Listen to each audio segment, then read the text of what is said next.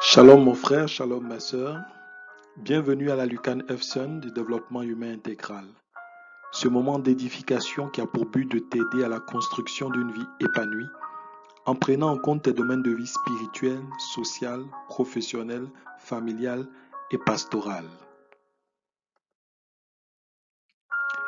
Nous sommes toujours dans le mois de février et nous continuons le développement de notre thème « Être témoin de l'amour au sein de nos familles ». La semaine dernière, nous avons médité sur « Aime ton prochain comme toi-même ». Et nous avons dit qu'il y avait une révélation profonde que le christianisme avait amenée en plus des autres religions, c'est que l'amour manifesté à l'autre devait être une conséquence de l'amour que nous nous sommes démontrés à nous-mêmes. Et nous avons essayé de définir ce que c'est s'aimer soi-même.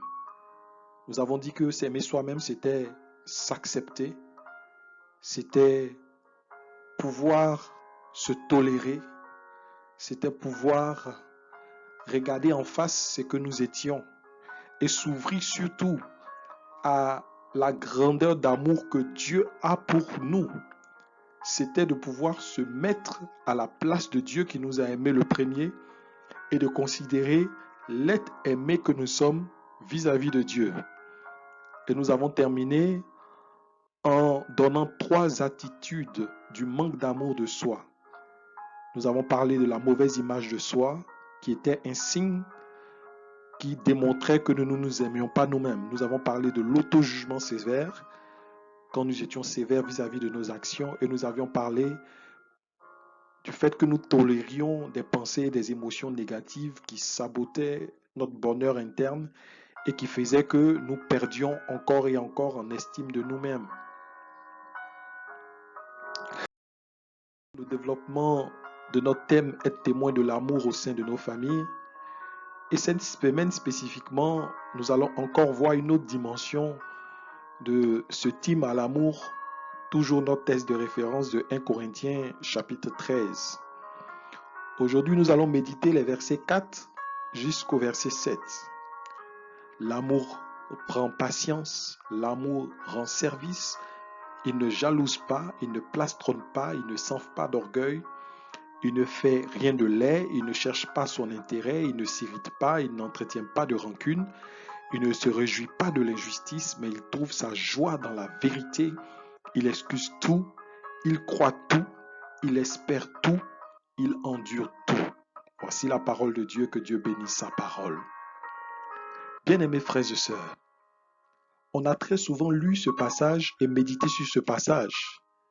Et vous connaissez peut-être sûrement, et vous l'avez déjà fait, cet exercice qui consiste, alors qu'on médite l'hymne de l'amour en récitant ces versets, de pouvoir remplacer son prénom à la place de l'amour. Comme pour dire, Irénée prend patience, Irénée rend service, Irénée ne jalouse pas. Et à chaque fois que nous faisons cet exercice, nous nous rendons compte combien est-ce que nous sommes loin du compte. Nous nous rendons compte combien est-ce que nous avons d'efforts à faire pour entrer dans la dynamique d'amour. Bien-aimés, ces versets nous enseignent des choses puissantes. Et aujourd'hui, principalement, devant tout ce déploiement de l'amour, devant cette démonstration parlante de l'amour au travers de ses actes, l'amour prend patience. Nous voyons que aimer nous engage au challenge de la métamorphose. Et c'est vraiment le thème que nous voulons partager en cette semaine. Aimer, c'est nous engager dans un challenge, celui de notre propre métamorphose. Et quand nous voyons ces descriptifs de l'amour, l'amour prend patience. L'amour ne cherche pas son intérêt. L'amour endure tout. Nous nous rendons compte que vraiment, aimer, ce n'est pas se limiter seulement à la lettre, mais c'est entrer dans une dynamique de démonstration profonde et de changement Parce que ce n'est pas facile d'être tout le temps patient. Ce n'est pas facile de se décentrer de soi et de ne pas chercher son intérêt. Ce n'est pas facile de tout endurer vis-à-vis de ce que nous vivons. Et c'est pourquoi aimer nous engage dans un challenge, celui de notre métier. Mes bien-aimés frères et sœurs, qu'est-ce que ça veut dire vraiment se métamorphoser? Et en quoi est-ce que ce terme métamorphoser est différent du terme changement que nous avons l'habitude d'utiliser? Les deux termes ont une dimension assez profonde. Changer, c'est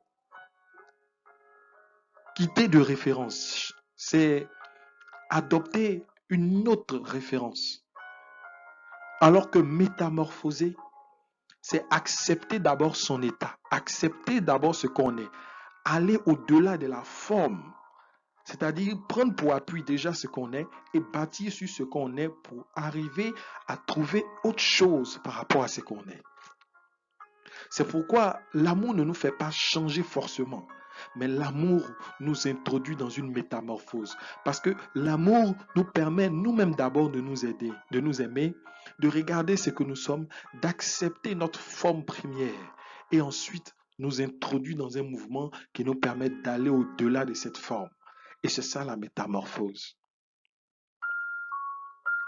Et bien aimés frères et sœurs, c'est tellement important cette dynamique dans laquelle l'amour nous emmène. Parce que quand nous ne pouvons pas nous aimer nous-mêmes, nous ne pourrons pas être capables de bonnes relations à l'extérieur de nous. Et j'aime bien citer cette discipline qui est la programmation neuro-linguistique, la PNL. En PNL, on enseigne 4 principes pour tous ceux qui veulent entrer dans une dynamique de transformation, de métamorphose. Le premier principe, c'est de se fixer un objectif clair. Le deuxième principe, c'est d'être sensible à son environnement par rapport à se rappeler toujours de cet objectif. C'est ce qu'on appelle l'acuité sensorielle. Le troisième principe, c'est la flexibilité comportementale, c'est-à-dire que vous avez fixé un objectif, vous avez l'acuité sensorielle parce que vous voyez si vous allez dans le sens de votre objectif ou pas. Et troisième élément, vous vous affinez, vous adoptez une nouvelle attitude à chaque fois pour revenir à votre objectif, pour ne pas vous écarter de l'objectif. Ça s'appelle la flexibilité comportementale. Mais il y a un quatrième objectif, et cette fois-ci n'est pas en lien avec ce qui se passe en nous, mais cette fois-ci est en lien avec ce qui se passe au dehors de nous. Ça s'appelle le rapport. Bien aimé, le rapport avec les autres est indispensable pour réussir. Parce qu'on n'a jamais vu quelqu'un sur la terre qui a réussi sans avoir de bons rapports avec les autres, sans avoir eu à coopérer avec les autres. On ne peut pas réussir sa vie de famille si on ne sait pas vivre en communion avec les autres. On ne peut pas réussir son mariage si on ne sait pas vivre en communion de couple. On ne peut pas réussir même son travail si on ne sait pas travailler en équipe. Le rapport avec l'autre est tellement important que c'est un élément indispensable pour le succès de notre vie, pour l'accomplissement de notre destinée, j'ai envie de dire. Et bien aimés frères et sœurs, nous savons que quand nous rentrons dans ce rapport, les choses ne seront pas toujours comme nous le souhaitons. Parce que l'autre a son histoire, l'autre a son vécu, l'autre a sa façon d'être. L'autre est une personne aussi aimée de Dieu, avec ses défauts, avec ses limites. Et très souvent, le feedback que l'autre nous envoie est quelque chose qui doit nous emmener à aller au-delà de ce que nous espérons de l'autre. Et c'est pourquoi, quand nous sommes engagés à aimer notre prochain, nous sommes obligés à faire ce que 1 Corinthiens 13 nous dit, à être patient, à être désintéressé, à être endurant vis-à-vis de ce que l'autre va nous apporter. Parce que c'est dans ce rapport à l'autre, en cherchant à faire du bien à l'autre, que forcément nous allons être transformés. Et c'est pourquoi l'Église dit une chose merveilleuse à propos du mariage chrétien. L'Église dit que le mariage chrétien est le remède de la concupiscence. Pourquoi? La concupiscence, c'est cette inclinaison que nous avons en nous-mêmes, cette idée de cet égocentrisme, cette conception d'être toujours concentré sur nous et de vouloir nous rendre heureux nous seuls.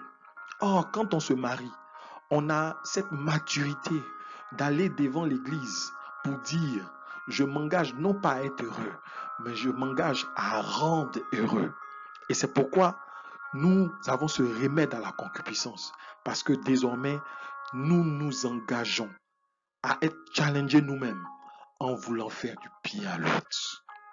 Bien-aimés frères et sœurs, aimer, c'est nous engager au challenge de la métamorphose. Et c'est véritablement ce challenge que j'aimerais que chacun de nous puisse accepter.